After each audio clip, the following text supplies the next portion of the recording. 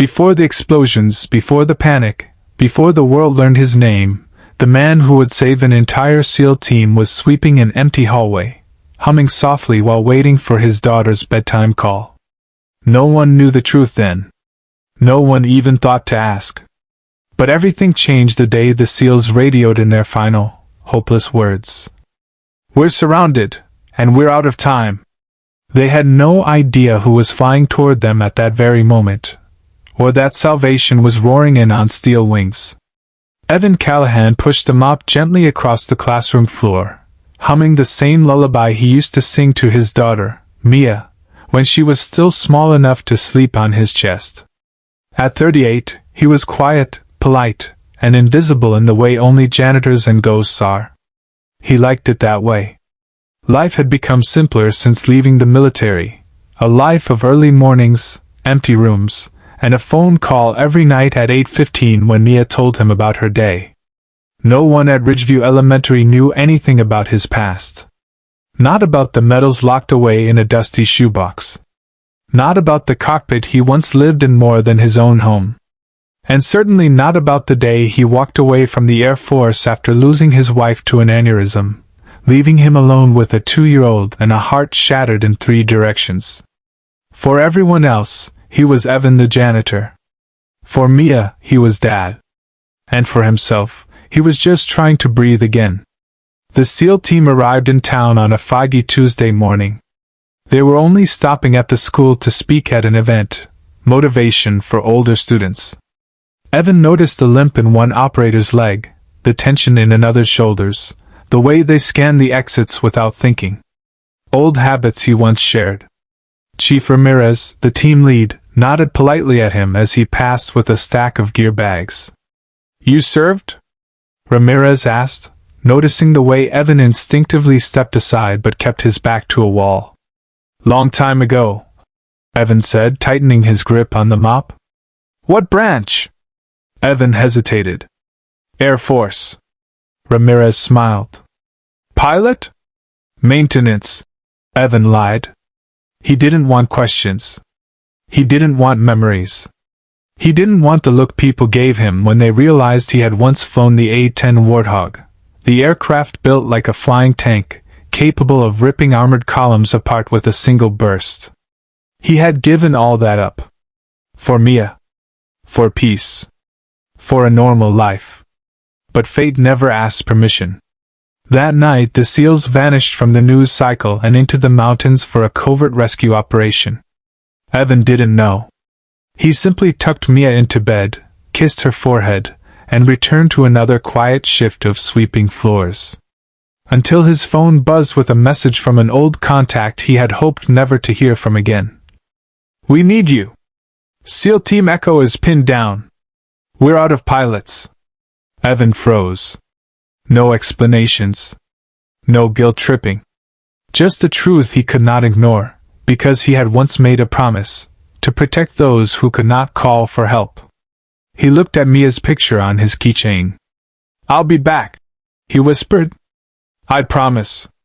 He left the mop in the hallway, still dripping, and walked into the night. The mountains were burning long before Evan reached the runway. SEAL Team Echo had stumbled into an ambush, bad intel, worse terrain, and no escape path. Ramirez and his men were cut off, surrounded by fighters with heavy weapons and the high ground advantage. Their last transmission rattled through the command tent in short, broken gasps. "We're low on ammo, 2 wounded, enemy pushing from the ridge. If air doesn't get here in 5 minutes, it's over." But there were no pilots. Storms had grounded too. One aircraft was down for repairs. And the only operational A-10 sat fueled, armed, and empty. Until Evan walked through the tent flap. Silence fell. He wasn't wearing a flight suit, just boots, jeans, and a shirt stained with bleach from the school's supply closet. But his eyes, they were the eyes of a man who had once flown through fire and come out the other side. "You sure about this?" the commander asked. Evan nodded. "Give me the keys." Minutes later, the runway trembled as the A-10's engines roared to life. Mechanics stared. Officers froze. And somewhere in the mountains, Ramirez's team huddled behind broken rocks, listening to enemy gunfire growing louder. Ramirez whispered into the radio, voice cracking. "If anyone can hear this, tell my wife." And then they heard it. A distant thunder. A scream of engines ripping across the sky like judgment itself. The A-10 burst over the ridge, low enough to graze treetops. The SEALs' heads jerked upward as debris whipped around them.